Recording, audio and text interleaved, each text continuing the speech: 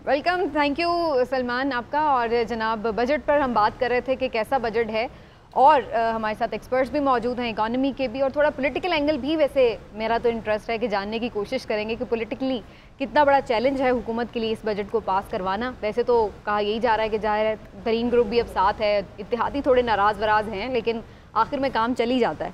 तो थोड़ा बजट की ट्रांसमिशन को आगे बढ़ाते हैं। इमरान साहब, जैसे मैं बात अभी कर रही थी कि इस पे साथ साथ हम ज़ाहिर है इकॉनमी का जो मामला है वही कि गोरख धंधा, उसको तो समझने की कोशिश कर ही रहे हैं, लेकिन आपको लगता है कि कुछ प्रॉब्लम होगी गवर्नमेंट को इस बजट को पास कराने को लेकर के, स्पेशली जब इनके अपने जो एलाइज हैं वो भी कुछ खफा हैं, कुछ तरीन ग्रुप भी आंखें बीच बीच में दिखा रहा है? बजट नहीं रुकता होता, बजट पास हो जाता होता। बजट में बहुत सारे लोगों के स्टेक होते हैं। वो मलिक साहब भी हंस रहे हैं। बजट में सबके स्टेक होते हैं मलिक साहब, फिर कैसे रुक सकते हैं? ताकतवरों के ज्यादा स्टेक होते हैं, सबके होते हैं, तो फिर कैसे रुक जाएगा? बजट नहीं रुकता होता, बजट सबके लिए होता है और ये पास हो जाता है। और दूसरी बात ये है कि बजट जो है वो पाकिस्तान में कुछ भी नहीं होता। एक्चुअली बजट वो होता है जो डे टू डे अफेयर्स होते हैं गवर्नमेंट के। देखिए, मैं आपको बताता हूँ कि इनके पास पहले इनको डैम्स नहीं बनाने थे, काम नहीं करना था। जब इनको ये पॉलिसी बन गई कि डैम्स बनाने हैं, मैं 2:30 बजे गुजरा हूँ रात को वहाँ से, ये जो दासू डैम और ये दियामिर भाषा बन रहा है, रात को लाइटें जला के डैम बना रहे थे। ट्रक चल रहे हैं, काम हो रहा है, धड़ाधड़ काम हो रहा है धड़ाधड़। जब नियत कर लेते हैं ये वाला काम करना है तो फिर उसके ऊपर लग जाते हैं। इमरान भाई, ये जो ग्रोथ बेस्ड हुई है इकोनॉमी और ये बड़ा अच्छा फिगर आया, उससे एक परसेप्शन टर्न अराउंड हुई है। एक जो 3 साल से ऑपोजिशन ने बनाया हुआ था कि ना अहल और करप्ट और बिल्कुल ये कुछ नहीं कर सकते, इनकॉम्पिटेंट है, आपको लगता है कि अब अगर ये इस तरह से ग्रोथ आगे बढ़ती रही, सारा कुछ रीब्रांड कर लेगी हुकूमत अपने आप को और ये ठप्पा अपने से मिटा लेगी कि ये ना अहल और नालायक है? देखें, डिपेंड करता है आपने कितने मुश्किल फैसले लिए। इमरान खान साहब ने वो आसान फैसले तो नहीं लिए। जब आप मुश्किल फैसला लेते हैं तो आपका पॉलिटिकल कैपिटल खर्च होता है उस पर। पॉलिटिकल कैपिटल खर्च करना यहाँ सियासतदान अपने लिए बड़ा मुश्किल समझते हैं। मुश्किल फैसला लेने से बेहतर है कि पॉपुलर फैसला लिया जाए। अभी एक डिबेट ये है कि शाहिद खान साहब ने पॉपुलर फैसला लेकर ये सारे फोर्ज किस्म के वो दे दिए आदादोशुमार। कुछ लोग ये भी कह रहे हैं ना। हाँ, बिल्कुल। लेकिन कुछ लोगों का ये मानना है कि उन्होंने मुश्किल फैसले जो लिए थे, जिसकी वजह से उनका पॉलिटिकल कैपिटल बहुत ज़्यादा ज़ाया हुआ था, ये उसके समरात हैं कि आपकी इकोनॉमी कहीं ना कहीं। अब देखिए, अगर सारे आदादोशुमार गलत हैं, झूठे हैं, तो हम जिस भी कारोबारी आदमी से मिलते हैं, आप फैसलाबाद जाएं, आप सियालकोट जाएं, आप गुजरांवाला जाएं, आप लाहौर में जाएं, आप कहीं पे, लोग आपको कहते हैं कि कारोबार चल पड़ा है। अगर आप किसी किसान के पास जाएं, मैं खुद छोटी मोटी खेती बाड़ी करता हूँ, मेरे और बहुत सारे दोस्त खेती बाड़ी करते हैं, रिश्तेदार हैं, जानने वाले हैं, मेरी टीम के अंदर लोग हैं वो खेती बाड़ी करते हैं, सब लोग इसके जुड़े हुए हैं, किसान फैमिलीज हैं। वो ये बताते हैं 3 साल से हमें किसी फसल में मार नहीं पड़ी। ठीक, यानी ये लगातार होता था कि आलू लोग आके यहाँ पे आपने 3 साल में देखा कि कोई ट्रक आए हो आलूओं के लाके उन्होंने पंजाब असेंबली के सामने फेंक दिए हो, या कोई टमाटर लेकर आया हो उसने फेंक दिए हो। किसान एहतजाज कर रहा है चीज़ों के महंगे होने के ऊपर। किसान महंगाई पे एहतजाज कर रहा है, लेकिन उसको अपनी फसल की कीमत मिल रही है। ठीक है, इस दफा किसान रुला नहीं है गुज़िश्ता 2-3 साल से। ठीक है। तो ये पॉजिटिव चीज़ है। अगर तो आप लोगों से बात करें, आप ताजरों से बात करें, अभी मेरे ख्याल में आप ले भी लेंगे किसी ताजरों, कंस्ट्रक्शन वाले भी, आप ताजरों से बात करें, आप प्रोडक्शन करने वाले लोगों से बात करें, इंडस्ट्री के लोगों से बात करें, तो लोग आपको कहेंगे कि पहिया चल पड़ा है, आहिस्ता आहिस्ता पहिया चल पड़ा है। अगर तो इमरान खान के सख्त फैसले, मुश्किल फैसलों के नतीजे में ये पहिया उस डायरेक्शन में चला है जहां चलना चाहिए था, मैं कोई इकोनॉमिस्ट नहीं हूं, तो फिर तो इस पहिए को चलते रहने से पाकिस्तान को फायदा है।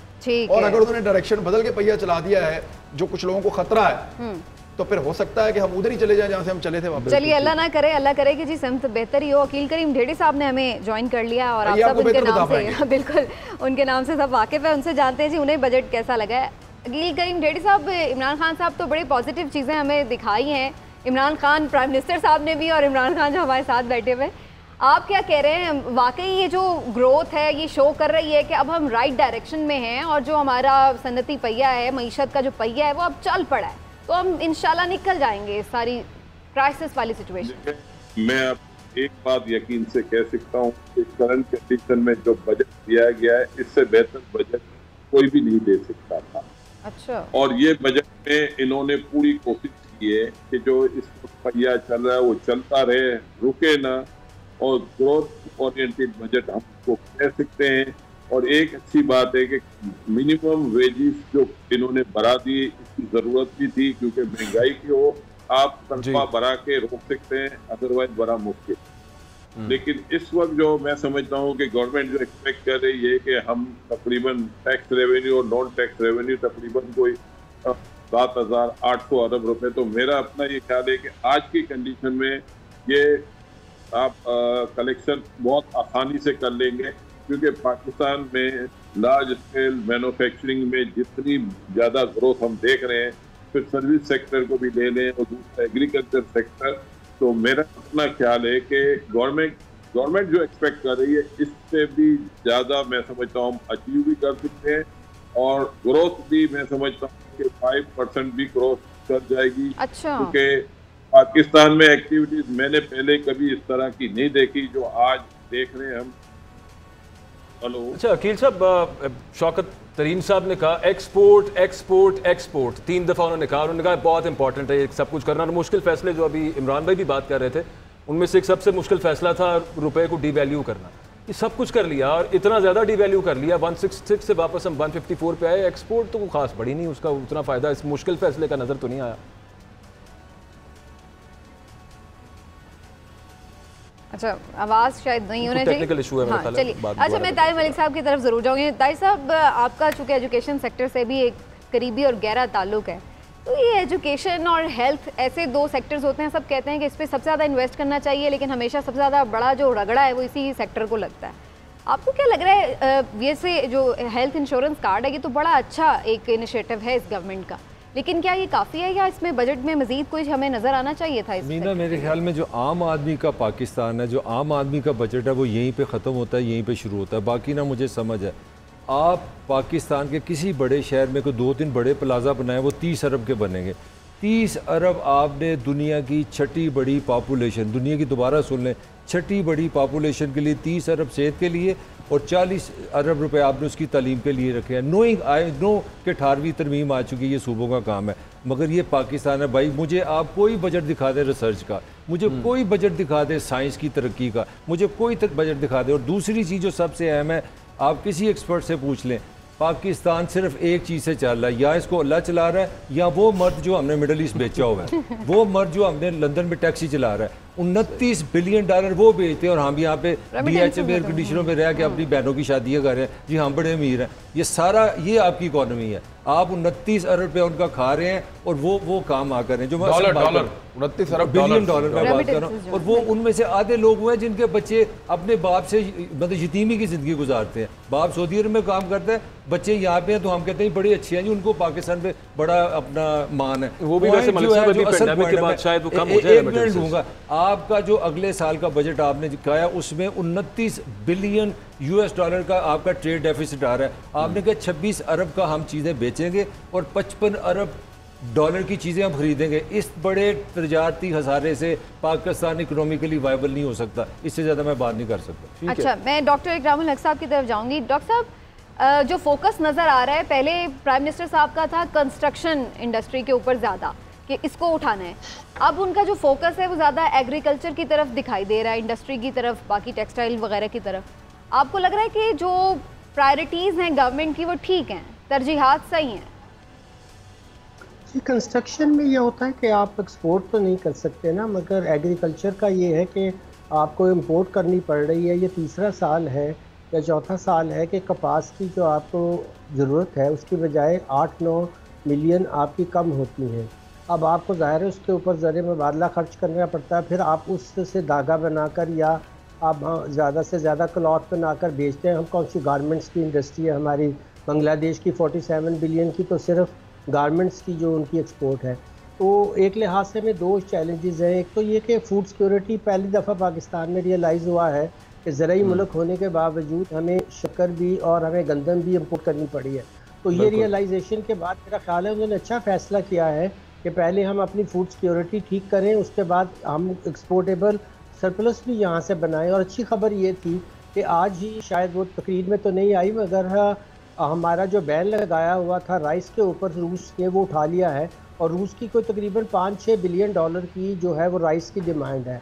और मेरा ये ख्याल है कि पाकिस्तान अगर एक्सपोर्ट लेड में जो अच्छे फैसले हुए हैं उसमें उन्होंने ये किया है कि जो आपकी ICT यानी कि जो आपकी टेक्नोलॉजी से रिलेटेड जितनी भी गुड्स एंड सर्विसेज है उनको 0 रेट किया है। ठीक है, अच्छा, तो मेरा ख्याल है point taken sir, point taken. Akil Karim Reddy Sahab दोबारा हमारे साथ आ गए। सर, वो बात आपसे पहले सवाल पूछ रहा था कि जो मुश्किल फैसला किया डिवैल्यूएशन ऑफ मनी का, उसका खातिर का फायदा अब तक नजर क्यों नहीं आया?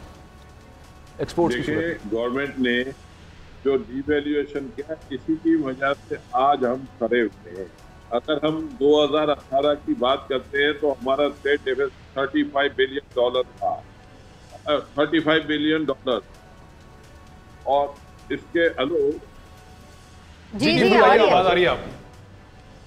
हाँ, तो इसके अलावा आप करंट अकाउंट डेफिसिट देते हो तो 1900 अरब रुपए था। आप इसके बाद अब देखें कि आप लोगों ने मुश्किल फैसले किए, इंटरेस्ट रेट बढ़ाया, आपने डिवैल्यूएशन किया, जिसकी वजह से आपकी बाइंग पावर कम हुई और उस वजह से आपके 2 साल के बाद आपने वो सारी चीजें जो नेगेटिव थी उसको पॉजिटिव में लेके आए। तो आज आप ये करंट अकाउंट सरप्लस देख रहे हैं और कोविड सिचुएशन के दौरान आपके लॉकडाउन भी बीच में हुआ, इसके बावजूद भी इस दफा आपकी एक्सपोर्ट बढ़ी है और सबसे ज्यादा एक्सपोर्ट जो आपकी बढ़ी है वो मैं समझता हूँ आईटी सेक्टर से बढ़ी है। इसके अलावा टेक्सटाइल की भी एक्सपोर्ट बढ़ी है, लेकिन आप आगे जाके देखेंगे क्योंकि बहुत बड़ा एक्सपेंशन हो रहा है और उस एक्सपेंशन के बाद क्योंकि हमारे पास तो कैपेसिटी थी नहीं, तो लोगों ने अपनी जो कैपेसिटी बढ़ाई है, तो आने वाले साल में आपको ये नंबर बढ़ते हुए दिखेंगे और वो नंबर जो हम सोच भी नहीं सकते वो भी हम अचीव कर सकते हैं। सिर्फ आप एक चीज ध्यान में रखें कि लास्ट ईयर मुश्किल साल था, कोविड सिचुएशन थी, लॉकडाउन सिचुएशन थी, इसके बावजूद भी आपकी एक्सपोर्ट बढ़ी है। लेकिन अगले साल में ये एक्सपोर्ट $30 बिलियन क्रॉस कर जाए, ये कोई बड़ी बात नहीं होगी। इसके साथ साथ आपके रेमिटेंस में भी बेहतरी आ रही है। लेकिन रज़ाक दाऊद साहब ने कल इंटरव्यू दिया है, रज़ाक दाऊद साहब ने कहा है कि ये जो एक्सपोर्ट टेक्सटाइल में खासतौर पे बढ़ी है वो कोविड की वजह से ही बढ़ी है, क्योंकि महंगी प्रोडक्ट हमसे ली है दुनिया ने, अगले साल नहीं लेगी कोविड खत्म होगा तो। अच्छा, फिर से मेरा ख्याल है कुछ ऑडियो का प्रॉब्लम है। जी अकील जी रेड्डी साहब आ रही है सर आपकी आवाज? जी आवाज आ रही है बिल्कुल। अच्छा चलिए मैं थोड़ा सा इसको आगे एक जरा कंफ्यूजन दूर कीजिएगा कि जो हमारी एक्सपोर्ट्स बढ़ी हैं, वो दोस्त ये सवाल कर रहे थे कि वो इसलिए बढ़ी कि कोविड-19 की वजह से दुनिया ने महंगी मसनूआत पाकिस्तान से खरीदी क्योंकि बाकी जगहों पे ये फैसिलिटी अवेलेबल नहीं थी। तो कोविड एक अपॉर्चुनिटी थी, उसके बाद क्या ये अपॉर्चुनिटी रहेगी? नहीं, मेरा ख्याल आवाज़ का कुछ इशू है, आवाज़ नहीं होने जा पा रही। इमरान साहब आपकी तरफ मैं तो आऊँगी, ये मुझे बताइए कि ये महंगाई का कुछ और आ जाएगा सर, ये महंगाई का क्या चल रहा है? बेच लेंगे इंशाल्लाह। ये बताएं, ये महंगाई का क्या कर कोई और चीज आ कुछ तो बेचेंगे इंशाल्लाह बिकेगा जी सब कुछ। अब अगर हमारा एग्रीकल्चर बेहतर हो गया तो बहुत चीज़ नहीं, लेकिन फिर बात वही आ जाती है कि आम आदमी तो बेशक आपकी मिलें चल रही हैं, सब कुछ हो रहा है, लेकिन आम आदमी कह रहा है महंगाई कैसे कम होगी, ये नहीं समझ आ रहा। बहुत स्लो जो इफेक्ट आता है ना नीचे लोगों तक, वो बहुत मुश्किल से आता है। और सबसे आखिर में तुमको खबर होने के बाद हाँ सबसे आखिर में आता है। एग्जैक्टली ऐसा ही है। देखें नवाज शरीफ साहब आए ना पाकिस्तान वापस, तो ये दोनों भाई बैठ जाते थे, नवाज शरीफ और शहबाज शरीफ, और ये कहते थे जब हम गए थे रोटी कितने की थी, सारे लोग हाथ उठा के कहते थे 1 रुपए की, और फिर वो कहते थे आज कितने की है, सब लोग कहते थे 6 रुपए की। तो ये रोज यही ड्रामा। मैंने एक दिन हाथ खड़ा करके मैंने कहा मियाँ साहब आप 10 साल पहले की बात कर रहे हैं जब रोटी 1 रुपए थी, आज ये रोटी की कीमत बढ़ जाती होती है। जब आपके पास 1 रुपए की थी उससे 10 साल पहले 4 आने की थी। सही। तो हर 10 साल के बाद रोटी की कीमत बढ़ती है और वो 4 गुना 5 गुना इतनी कीमत हो जाती है। ये महंगाई साथ साथ बढ़ती है, यही चीजें आज बहुत महंगी हो जाएगी। असल बात यह है कि महंगाई बढ़ना मसला नहीं है, पूरी दुनिया में बढ़ रही है, लेकिन पूरी दुनिया में आमदन भी बढ़ रही है। जब गरीब आदमी की आमदन साथ साथ बढ़े और उसकी कुव्वत खरीद जो है वो मजबूत रहे, तो उसको महंगाई से कोई फर्क नहीं पड़ेगा। लेकिन जब उसकी आमदन नहीं बढ़ेगी, यहाँ फर्क पड़ रहा है। महंगाई बढ़ रही है, बिजली का बिल बढ़ रहा है, ये आमदन नहीं बढ़ रही ना उसकी। इमरान भाई, ये चीजें महंगी होती जा रही है, उसकी आमदन नहीं बढ़ रही। साहब जो बात कर रहे थे और वो कंपेयर कर रहे थे कि एक्सपोर्ट्स हमारी ठीक हो गई, ग्रोथ नहीं हुई, रिकवरी हुई है। ये जो वी शेप हमारा जो बिल्कुल नीचे चली गई थी, 2018 की एक्सपोर्ट्स देख लें और अब की देख लें, हम 3 साल बाद अगर वहीं पे आके खड़े होना है, मान लिया अभी इसमें कोविड आ गया था, ये सब कुछ अपनी जगह पे, लेकिन शौकत तरीन साहब ने बड़ी कमाल बात की। सर एक छोटा सा आपसे मैंने पूछना है, एक चीज मैंने आपसे पूछनी है, वो ये कह रहे थे कि इन्हें पता ही नहीं है कि ये गरीब को किस तरह से रिलीफ देना है। ये नहीं कि इन्होंने कोशिश नहीं की, इनको पता ही नहीं है, मैं बताऊंगा कैसे करना है, ये उनके अल्फाज है। मैं बैंकर हूं, मुझे पता है गरीब को कैसे। ये फर्द जुर्म आयद कर रहे थे वो असद उमर पे और हफीज शेख पे। लेट्स सी अगर वो दे सकें, बहुत अच्छी बात है। और मैं आपको बताऊं, मैं अगर दे पाए तो बहुत अच्छी बात है। हम सारे जब यहाँ पे बैठ के बात करते हैं ना, सबसे पहले हमने जब बांटना होता है तो अपनी परात में से बांटना है ना। एक परात हमारे पास है, सामने लोग बैठे हुए, उनमें बांटना है। अब उसके अंदर जितनी खुराक होगी उतनी ही बांटेंगी। हमारे पास बहुत थोड़ा है और उसमें भी कुछ मांगे तांगे का है। अब उसमें एडजस्ट कैसे करता है, ये है बजटिंग। एक्चुअली जब ये बजट ऐसे ही बनता है जैसे एक आम आदमी अपने घर का बजट बनाता है कि मेरी आमदन कम है, मेरे खर्चे ज्यादा हैं, मैंने उसमें एडजस्ट करना है। अब होता यह है कि रियासत की जो रिस्पॉन्सिबिलिटी है, जो बात मलिक साहब हमेशा करते हैं, रियासत की रिस्पॉन्सिबिलिटी है कि अपने उन बच्चों का ज्यादा ख्याल रखे जो कमजोर हैं, जो माड़े हैं जिसको हम कहते हैं, और वो जो तगड़े हैं उनके ऊपर थोड़ा सा बोझ डाल दे। ये है बजटिंग। कहते तो वज़ीर आज़म साहब। लेकिन इसमें एक क्वेश्चन आता है ज़हन में इमरान खान साहब के, अगर आज ये लोग बता रहे हैं कि जी हमारी इकोनॉमी सही ट्रैक पर है, सब है, तो फिर तो ये क्रेडिट तो हफीज शेख साहब को जाता है ना, जिन्होंने 2-3 साल मेहनत की है, तो उसके उन्होंने जमा करके दिए, उनको फिर क्यों भेज दिया? उन बेचारे के साथ हार गए ना, वो फिर हो नहीं सकता था। उसके बाद शौकत तरीन वो तो बात सही है, शौकत तरीन साहब ने कहा उन्हें पता ही नहीं था, उन्हें पता ही नहीं था। लेकिन वही तो मैं कह रही हूँ, शौकत तरीन साहब तो खुद उनकी मेरा नहीं ख्याल उनको कहा होगा, उन्होंने माजी का हवाला देके कहा होगा, उनको पता ही नहीं था। सुनील मन साहब हमारे साथ दोबारा पिछली हुकूमतों के बारे में भी कह रहे हैं, शायद एक्सपर्ट है। सुनील मन साहब, पहले भी आपसे समीना पूछ रही थी कि ये जो अभी रिसेंट इन्होंने टैक्स एग्जम्पशन दी है कुछ छोटी गाड़ियों के हवाले से, उससे कितना फायदा होगा? ओवरऑल ये बताइएगा, जो ऑटोमोबाइल पॉलिसी है इस गवर्नमेंट की, और पिछली दफा भी हमें नजर आई, यहाँ पर कम अज कम चले असेंबली हो रही है, कुछ नई कंपनियां यहाँ पर आकर नई गाड़ियां बना रही हैं, तो कितना आप अपने तौर पे बताइएगा, मतलब ऑपोजिशन कुछ और कह रही है, मुआशी तज्जियाकार कुछ और करें, आप अपने तौर पे बताइएगा, ये जो इंडस्ट्री है क्या ये ऊपर जाती नजर आ रही है आपको? पाकिस्तान का यहाँ कुछ भला होता नजर आ रहा है एटलीस्ट? सर, ये जो अभी आज के बजट आया उसमें अगर देखा जाए तो पहली बारी मैं अप्रिशिएट करूंगा इस गवर्नमेंट को, बिकॉज मैं पिछले 2 साल से चीख रहा हूँ कि लोकल गाड़ी अगर आपको लोकली सस्ती करनी है तो गवर्नमेंट को खुद कुर्बानी देनी पड़ेगी, बजाय इसके कि वो कंपनियों से एक्सपेक्ट करे। उनको अपना टैक्स पोर्शन कम करना पड़ेगा, और आज पहली दफा मेरा ख्याल है ऐसा हुआ है कि उन्होंने GST भी काम किया है, FET भी काम किया है, जो कि एक अच्छी बात है। तो उसका जो ओवरऑल इम्पैक्ट पड़ेगा, जो 800 सीसी से नीचे वाली गाड़ियां हैं जो कि 3 कंपनियां बनाती हैं, if I am allowed to take their name, Suzuki है, रोड प्रिंस है और यूनाइटेड है, ये 3 गाड़ियां हैं जो कि नॉर्मल कंज्यूमर यूज करता है, और इनकी प्राइस तकरीबन 70,000 से 1.25 लाख रुपए नीचे आएगी रिस्पेक्टिवली, उनके ऊपर जो टैक्स इंसिडेंस है। इसके अलावा बुलान या कैरी डब्बे वगैरह 2-4 वो हैं। और जो दूसरी इंपॉर्टेंट चीज जो उन्होंने इसमें रखी है इलेक्ट्रिक गाड़ियों से रिलेटेड, वो इलेक्ट्रिक गाड़ियां जो पाकिस्तान में बनेंगी उस पे 16% जो है GST का रिलीफ है। अगेन ये बहुत बड़ा इंसेंटिव है तमाम कंपनियों के लिए जो यहाँ मौजूद हैं कि वो इलेक्ट्रिक गाड़ियां बनाएं, बट लाएं नहीं, सिर्फ बनाएं पाकिस्तान में। सही, सबकी सुन रही थी बात, जितने भी लोग हमारी ट्रांसमिशन का हिस्सा बने।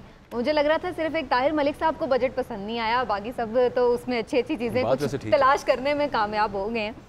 तो मलिक साहब से फिर मैं जानती हूँ, मलिक साहब ये मुझे तो लग रहा है सिर्फ आपको ही बजट पसंद नहीं आया, बाकी सब ने तो काफ़ी उसमें हौसला अफजा चीज़ें ढूंढ ली हैं अपनी मर्जी। बिल्कुल सही ढूंढी है। अगर तो पाकिस्तान की आबादी 1 करोड़ है तो ये दुनिया का बेहतरीन बजट है। अच्छा। अगर पाकिस्तान की आबादी 24 करोड़ है फिर अब बात शुरू होगी।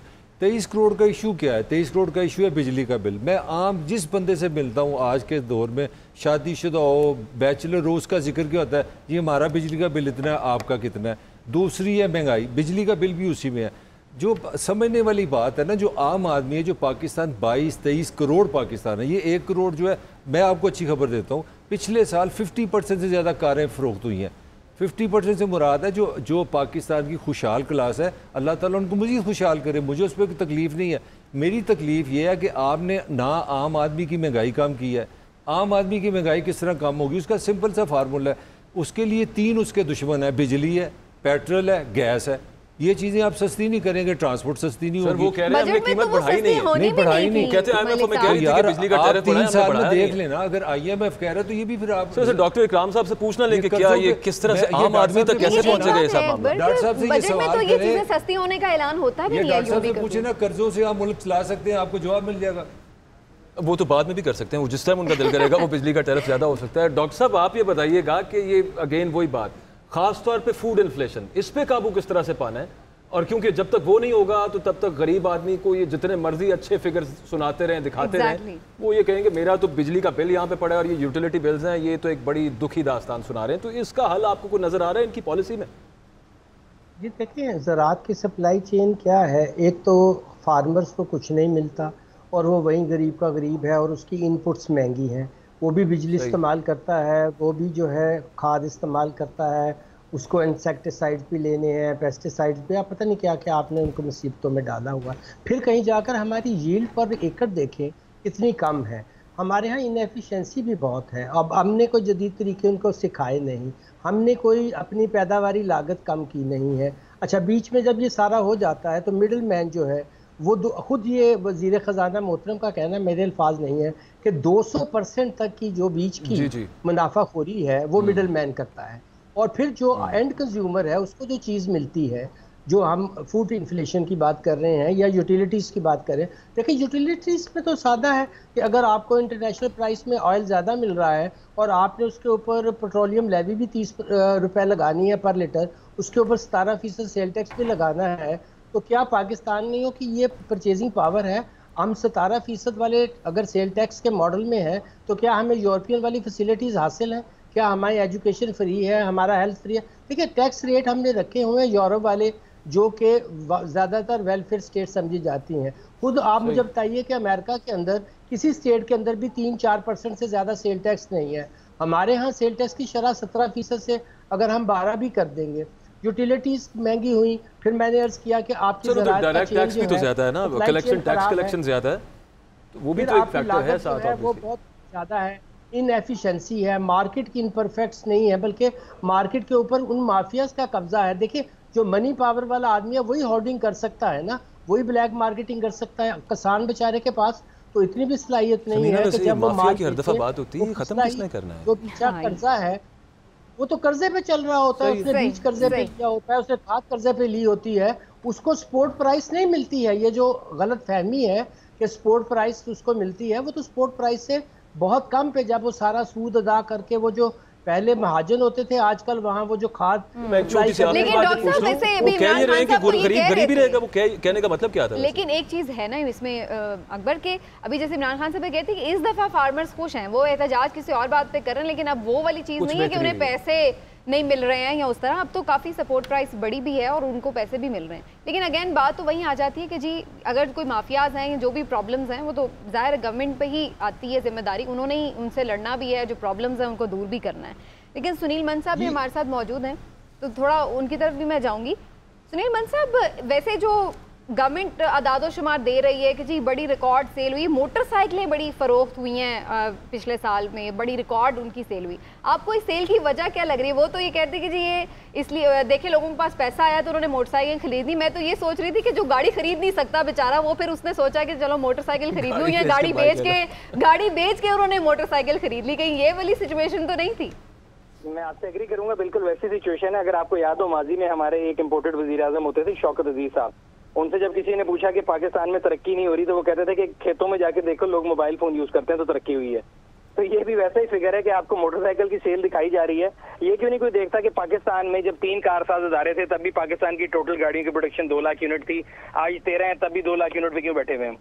अगर सेल इतनी रिकॉर्ड तोड़ रही है तो वो 13 इदारे मिलकर भी 2 लाख क्यों बना रहे हैं? उस स्टैंडर्ड से 3 अगर 2 लाख बना रहे थे, 13 को तो 10 लाख गाड़ियां बनानी चाहिए, क्योंकि मार्केट में डिमांड नहीं है। पैसा चंद लोगों के हाथों में है जो कि गाड़ियां बुक करा लेते हैं ऑन पे बेचने के लिए, तो एकदम लगता है कि ये बहुत डिमांड होगी। बट अगर आप देखें तो गरीब आदमी की लाइफ जो है वो बुरी हुई है।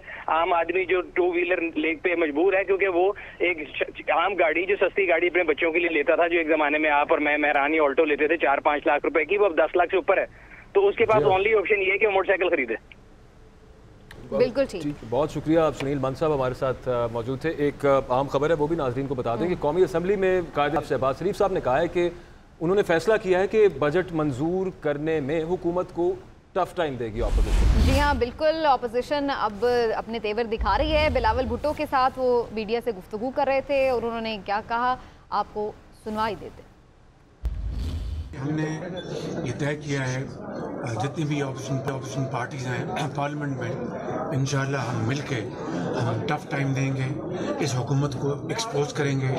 इन्होंने जो फर्स्ट फिगर्स दिए हैं, जो फिक्टिशियस फिगर्स दिए हैं, डिस्टॉर्शन की है, उसको हम एक्सपोज करेंगे कि मुल्क में गरीब मर रहा हो, उसको एक वक्त की रोटी ना मिले और ये कहें जनाब के इकॉनमी इम्प्रूव कर लीजिए। जिस मुल्क के अंदर गुर्बत और बेरोजगारी का बेपना एक समंदर हो, वही कह रहे हैं कि इकॉनमी इम्प्रूव करिए। किस तरह हो सकता है? लोड शेडिंग को देखें कि आज बदतरीन लोड शेडिंग हो रही है और लोग बेहोश हो रहे हैं, बच्चे बेहोश हो रहे हैं। तो ये सारी चीज़ें जो है वो इंशाल्लाह हम मिल के ईवान में इंशाल्लाह हम पेश करेंगे और इस हुकूमत को बजट पास करवाने में इनको हम टफ टाइम देंगे।